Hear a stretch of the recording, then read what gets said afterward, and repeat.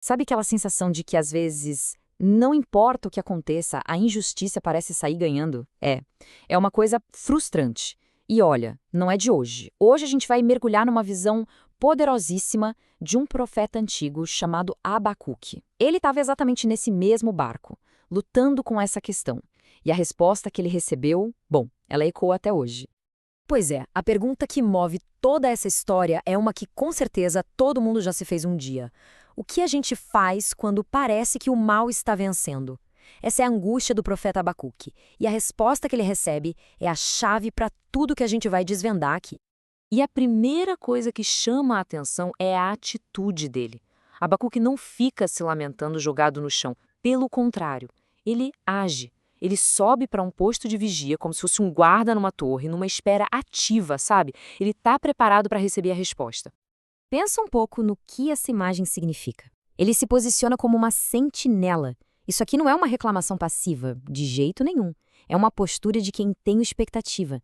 Ele está de pé, está alerta e, mais do que isso, ele está praticamente exigindo uma resposta e se colocando a postos para quando ela vier. E a resposta vem. Só que não é um segredinho sussurrado no ouvido dele.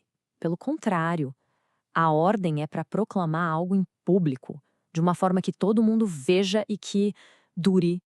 E as instruções são fascinantes. A mensagem tem que ser gravada em tábuas de um jeito tão claro, mas tão claro, que alguém passando correndo por ela consiga ler. A ideia é genial, né? A verdade sobre a justiça não pode ser um conceito complicado, escondido em livros. Tem que ser como um outdoor, direta, acessível e impossível de ignorar. E aqui, olha, aqui está o coração da mensagem. Para quem está sofrendo, a justiça sempre parece que demora. Mas a promessa é absoluta. Ela certamente virá. Não é um talvez. A aparente demora não significa que ela não vai acontecer. A visão, então, desenha uma linha bem clara na areia, um contraste entre duas maneiras de viver. De um lado, a pessoa orgulhosa que confia na própria força, na própria astúcia, e cuja alma, como diz o texto, não é reta. E do outro, o justo, que vai viver não por sua força, mas por sua fidelidade, por sua fé. Essa divisão é a base de tudo que vem a seguir. Com esta base estabelecida, a visão dispara 5 advertências, 5 ais. É como se fossem 5 tiros de alerta contra os orgulhosos. Vamos dar uma olhada no primeiro. O primeiro alerta vai direto na jugular da ganância, daquela mania de acumular o que não é seu por direito. E a pergunta já prepara o terreno para a consequência, que é inevitável. O primeiro ai é um golpe direto na exploração econômica. É uma condenação para quem fica rico em cima da dívida dos outros. E a ironia aqui é cruel, né? Porque ao sobrecarregar os outros, essa pessoa acaba se afogando no peso da própria injustiça. E a consequência é uma virada de jogo espetacular. O texto diz que os explorados vão se levantar de repente. O caçador vira caça. Quem roubou vai ser roubado.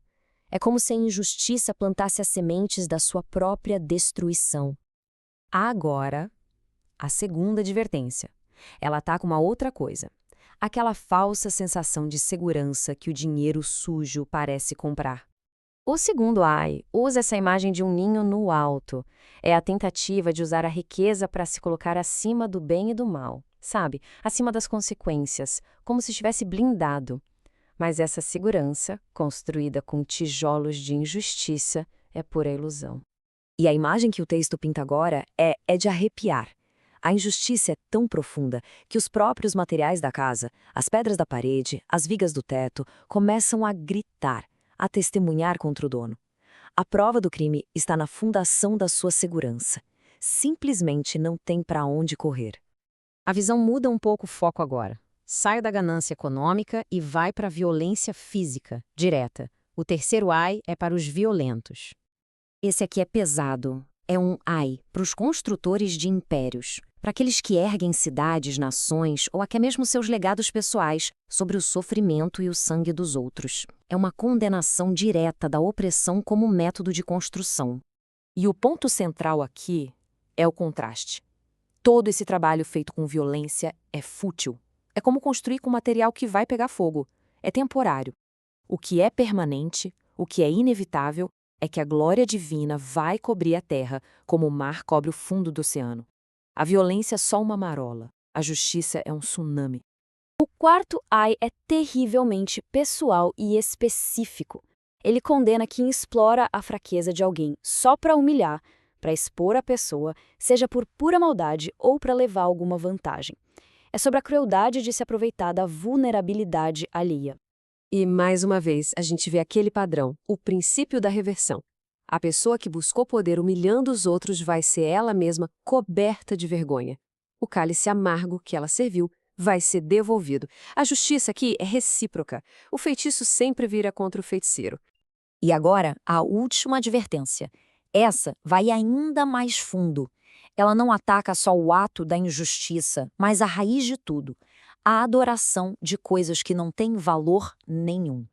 O quinto ai é quase um deboche, uma zombaria da idolatria, da loucura que é colocar a confiança em objetos sem vida, não importa se são cobertos de ouro e prata. É uma crítica poderosa não só a ídolos antigos, mas ao materialismo, a qualquer sistema que nos faz ter fé em coisas que não têm vida, que não podem salvar nem ensinar nada. Depois de toda essa sequência de ais, de todo esse barulho da ganância, da violência, da exploração, a visão termina com uma mudança de tom assim dramática e, ao mesmo tempo, incrivelmente poderosa. E essa é a resolução de tudo, em contraste total com os ídolos que são mudos e com a gritaria caótica da injustiça humana, surge uma presença soberana. A resposta final para a angústia do profeta não é mais um argumento, não é um debate, é uma ordem. Silêncio. Diante da autoridade final, a terra inteira se cala. E assim, a jornada de Abacuque nos deixa com essa ideia impactante. Ele começa com um grito de desespero, mas a resposta que ele encontra não é uma solução mágica e imediata. É a certeza de que a justiça virá e de que a injustiça, no fim, se autodestrói. A visão não termina com mais barulho, mas com o silêncio avassalador da autoridade divina. E isso nos faz pensar, nesse nosso mundo tão barulhento, talvez a resposta mais forte para a injustiça não seja um grito ainda mais alto, mas o poder transformador do silêncio e da fé.